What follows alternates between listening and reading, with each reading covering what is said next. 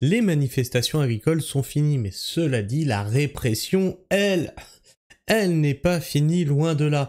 Alors, on a 16 agriculteurs de la CR47 qui ont été convoqués par la gendarmerie, ils ont dit « m'en fous, j'irai pas ». Ils iront pas. Ils iront pas et ils ont été convoqués pour des dégradations, bien entendu. Alors, on va faire le tour de tout ça. 16 agriculteurs de la CR47 convoqués à la gendarmerie. On n'ira pas, on veut voir notre avocat avant. Et je pense que c'est la meilleure solution, c'est de s'armer d'un avocat. Tous sont convoqués en audience libre cette semaine après les manifestations de 2024. Les agriculteurs de la CR dénoncent un mauvais timing. L'année 2024 a été rythmée par les manifestations agricoles. Bâtiments administratifs, magasins de grande distribution, routes, péages autoroutiers, de nombreuses infrastructures ont été ciblées, abîmées, souillées par la vindicte paysanne dans le Lot-et-Garonne. La convocation des 16 agriculteurs de la coordination rurale à la gendarmerie s'inscrit dans le cadre de ces mobilisations d'ampleur. Donc on a une colère qui est, j'ai envie de dire, une saine colère, hein. C'est une colère qui est tout à fait normale, hein. Quand tu as des collègues qui passent l'arme à gauche au bout d'une corde parce qu'ils n'en peuvent plus d'être pressés comme des citrons. De l'autre côté, on nous vote le Mercosur. Bref, on a suivi toute l'actualité de la révolte agricole. On se fout de leur gueule de bout en bout. Les écologistes sont constamment sur leur dos. Et aujourd'hui, on leur dit, mais vous n'êtes pas des petits anges. Oui, il va falloir venir vous expliquer maintenant. Ah non, mais là, il est hors de question d'une minute de silence ou quoi que ce soit sur le corps encore fumant, hein, de la condition paysanne. Non, là, non, on veut la tuer. On en finit avec les agriculteurs, c'est bon, il y en a marre. Et toujours cet acharnement sur la coordination rurale, hein, qui a gagné des chambres d'agriculture partout en France, et donc qui commence à faire de l'ombre à la FNSEA, il faut la faire passer pour des délinquants, d'accord ? Il y a toujours ce jeu politique qui est derrière. Hein. Tous ont reçu une convocation en audition libre pour répondre de leurs actes cette semaine. Nous n'irons pas, répond tout de go José Pérez, coprésident de la CR47, lequel fait partie des désignés par les militaires, tout comme son homologue Karine Duc. J'ai moi-même été appelé par 3 gendarmes différents pour 3 procédures distinctes. C'est pas une seule procédure, d'accord. Donc tu vois, c'est pas un seul fait, il y en a plein. Donc, nous attendons d'avoir consulté notre avocat avant de répondre à leurs questions. Nous avons négocié avec le colonel Perruche. Aucune faveur, le commandant du groupement de gendarmerie s'est en effet entretenu avec les agriculteurs dans le cadre de ces auditions qui ne se dérouleront pas sous le régime de la garde à vue. Demander un temps de préparation avec leurs avocats est somme toute légitime, avance le patron des gendarmes lot-et-garonnais. Ils sont dans leurs droits, aucune faveur n'est faite à la CR47. José Pérez assure que cette fois-ci, ils répondront aux questions des forces de l'ordre. A contrario, des convocations à des fins de garde à vue envoyées en octobre 2024 par les policiers de Bordeaux. Rappelez-vous, ça aussi on l'a traité. Garde à vue, c'était niette, ils n'y ont pas été. Là, c'est des auditions libres, ils ont le temps de se préparer. Ils vont y aller, mais avant, il faut qu'ils voient leurs avocats. Consécutive aux dégradations du miroir d'eau.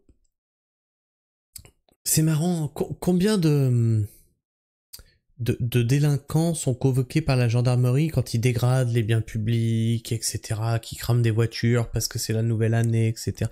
Non, non, ça sert à rien. Dans ce cas précis, nous souhaitons simplement que Non, au contraire. On a le ministre de l'Intérieur qui nous dit « On peut être ravis cette année, il y a moins de voitures qui ont brûlé que l'année dernière. » Mais c'est pas une victoire. Mais à quel moment c'est une victoire ? Dans ce cas précis, nous souhaitons simplement que les agriculteurs soient entendus dans le Lot-et-Garonne et non en Gironde. Il était hors de question de se déplacer. En sus de ces auditions, les membres de la CR47 regrettent un mauvais timing.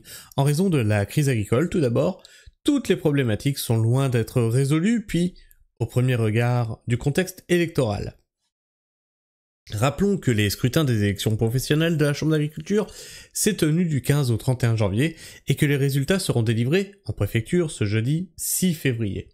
À noter qu'un agriculteur est également convoqué par les policiers de Villeneuve-sur-Lot et par ceux du commissariat d'Agen la semaine prochaine. Et donc dans les commentaires, pouvez-vous me lister les biens d'autrui détruits par les manifestants agricoles? Il y en a quasiment aucun. Par contre, il y a eu beaucoup d'encombrants à ramasser. Voilà. Encore des gens qui se croient au-dessus des lois. Ils cassent les biens d'autrui et refusent d'en assumer les conséquences. Donc toi, tu as mal lu l'article. Ils disent « Attendez qu'on consulte notre avocat et on vient ». Comme le font les terroristes. Non mais toi, t'es un champion du monde. Ça c'est un écolo, ça. C'est obligé, c'est un écolo. Il faut donc les traiter comme tels. Non mais, voilà. Écolo jusqu'au bout des ongles. Qu'ils payent les dégâts qu'ils ont causés. J'espère que tu dis la même quand c'est des petits anges qui font des dégâts. Hein, j'espère. Entre écoterroristes et agriterroristes, on voit clairement lesquels sont ménagés par l'État.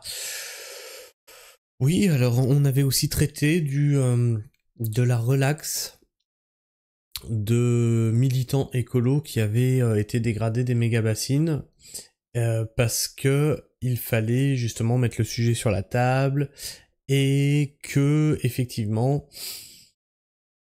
c'était un sujet de premier ordre écologique. Ils ont été relaxés pour ça, hein. Rappelez-vous, on avait traité ce sujet-là. Donc, ouais, c'est bien, mais vous avez toujours des visions, soit vous faites le tour du bocal et vous oubliez, hein, soit vous voyez que ce qui va pas chez l'adversaire, chez votre adversaire que vous vous êtes inventé, hein, mais vous prenez jamais le global, c'est assez rigolo. C'est assez drôle. Enfin bref, c'était une petite news rapide pour vous dire que voilà, hein, c'est pas parce que les révoltes agricoles sont terminé, que pour les agriculteurs, eux, c'est terminé.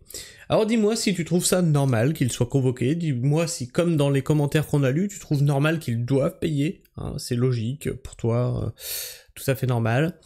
Dis-moi si pour toi c'était une révolte que tu pensais, c'est une saine colère, comme on dit, ou si toute dégradation doit entraîner, bien entendu, des réparations, et donc qu'ils payent ce qu'ils ont dégradé.